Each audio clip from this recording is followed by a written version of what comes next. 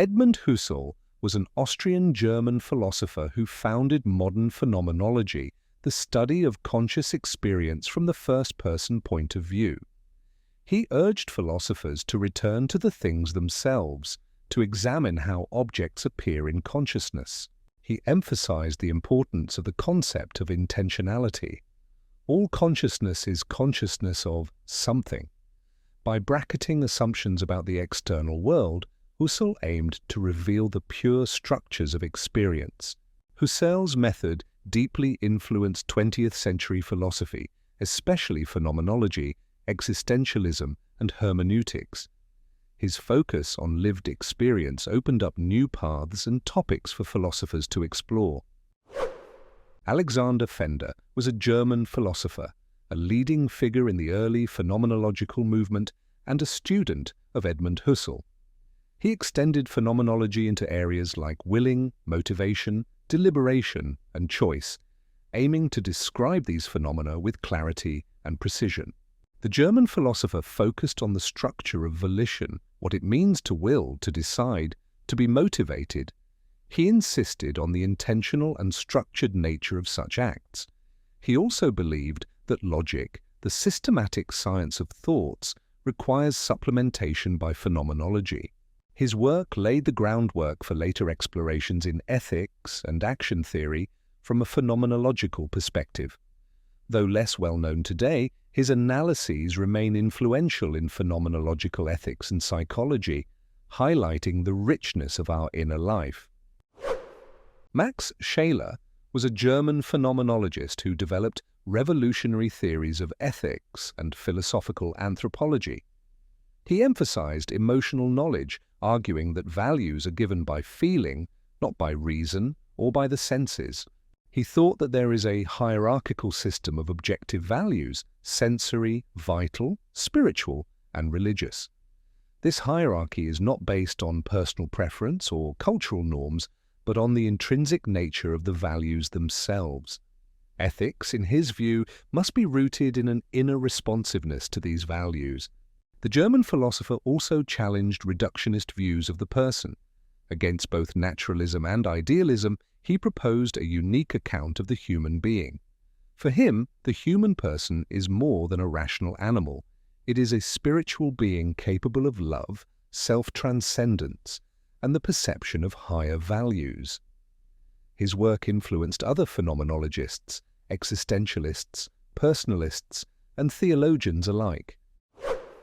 Adolf Reinach was a German phenomenologist and legal theorist who helped found the realist wing of early phenomenology.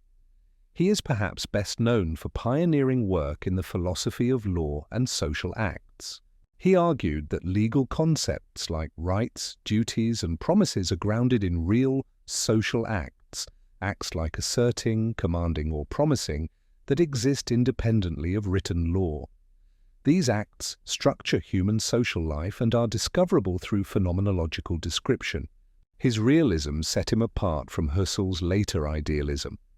He believed that the structures of law and ethics have an objective basis, not constructed by consciousness, but revealed through it. Tragically killed in World War I, the young philosopher's work still resonates in legal theory and phenomenology, offering a unique theory of how obligations and commitments arise in human interaction. Hedwig Conrad-Martius was a 20th-century German philosopher and a key figure in early phenomenology. She focused on the nature of reality, aiming to uncover the essential structures of being through careful, descriptive analysis, not speculation. Her work explored the metaphysical foundations of nature, especially living organisms. She believed that everything can be studied in its pure nature and that the world has a layered, dynamic structure that can be revealed through rigorous phenomenological investigation. The German philosopher also engaged deeply with questions of spirit, life, and the soul, blending science, metaphysics, and phenomenology. Her thought influenced figures like Edith Stein and helped open philosophical space for a serious study of ontology within a phenomenological framework. Martin Heidegger was a 20th century German philosopher perhaps best known for his exploration of being. In his major work, Being and Time, he asked a fundamental question: what does it mean to be? He argued that philosophy had forgotten this question and aimed to recover it through a deep analysis of human existence. Heidegger described human beings as beings who are aware of their own existence and can question it. He emphasized our lived experience, our finiteness, and our relationship to time and death. We are thrown into a world we did not choose, yet we are responsible for how we live.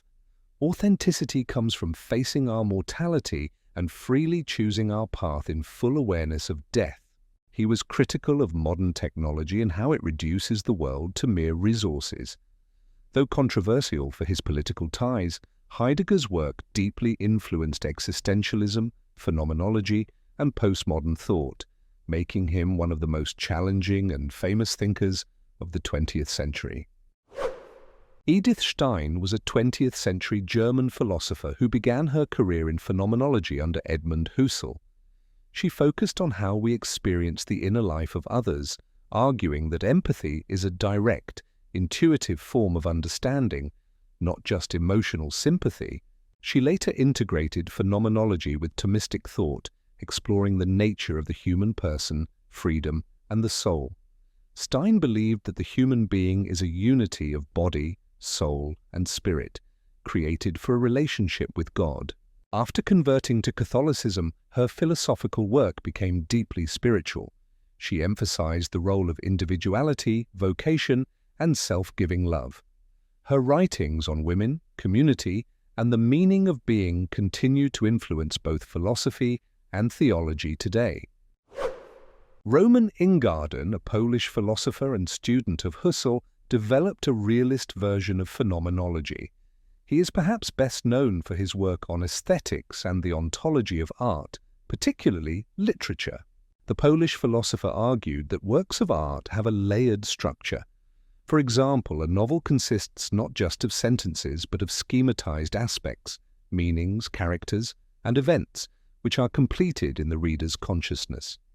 He also distinguished between absolute, real, ideal, and purely intentional objects. Rejecting Husserl's later turn to idealism, the Polish thinker defended the independence of the world from consciousness.